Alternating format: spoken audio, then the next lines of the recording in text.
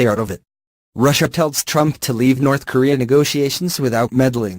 Russian officials have urged U.S. President Donald Trump not to meddle in upcoming talks between North Korea and its strained neighbor South Korea.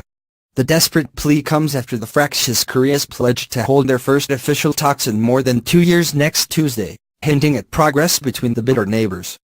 But Russia's Deputy Foreign Minister Sergei Ryabkov called on Washington not to spoil the opportunity for dialogue between Seoul and Pyongyang, news agency TASS reported. He said, other participants in this drama should show as much carefulness, balance and restraint as possible. A source told RIA news agency that the Russian Foreign Ministry welcomed North and South Korea's readiness to resume dialogue. And the sources added that Moscow hopes this positive trend will be underpinned by concrete agreements aiming at a settlement in the Korean peninsula. China's foreign ministry also applauded news of possible talks between the rival Koreas. Spokesman Zheng Shang said, "We welcome the recent positive turn of events in the peninsular situation." South Korea's Unification Ministry spokesman Baek Tae-hyun said North Korea had accepted Seoul's offer to meet at the border village of Panmunjom to discuss how to cooperate on next month's Winter Olympics and how to improve overall ties. The announcement came hours after the United States said it had agreed to delay joint military exercises with South Korea until after the Winter Olympics. The Games are to be held in the South Korean city of Pyeongchang. The rival Koreas are seeking to improve their strained ties after a period of rising tension over the North's push to expand its nuclear and missile arsenals. However, in Washington, Defense Secretary Jim Mattis insisted delaying joint military exercises was a practical necessity to accommodate the Olympics, not a political gesture. He said, "Those talks are clearly the result of the amount of international pressure on North Korea, and they are a way for North Korea to start talking while keeping it contained to a benign issue."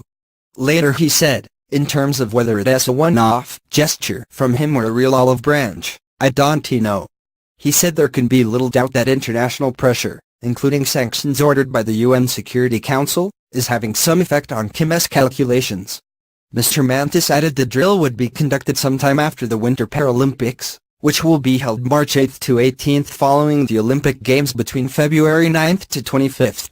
Meanwhile, the White House said President Trump had approved the postponement in consultation with South Korean President Moon Jae-in.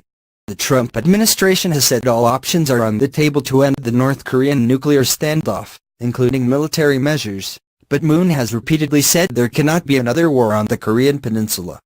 But things become farcical after Kim said in his New Year's address he has a nuclear button on his desk to fire atomic weapons at the United States. And the U.S. president tweeted back that he too had a nuclear button and it was bigger and worked. North Korea carried out its sixth and most powerful nuclear test and test-launched 3 intercontinental ballistic missiles as part of its push to possess functioning nuclear missiles capable of striking the U.S. mainland. The repeated weapons tests earned the North toughened UN sanctions, and Kim and Mr. Trump exchanged threats of nuclear war and crude personal insults. In another tweet yesterday, Mr. Trump claimed his tough stance on nuclear weapons on the Korean peninsula is helping push North Korea and South Korea to talk.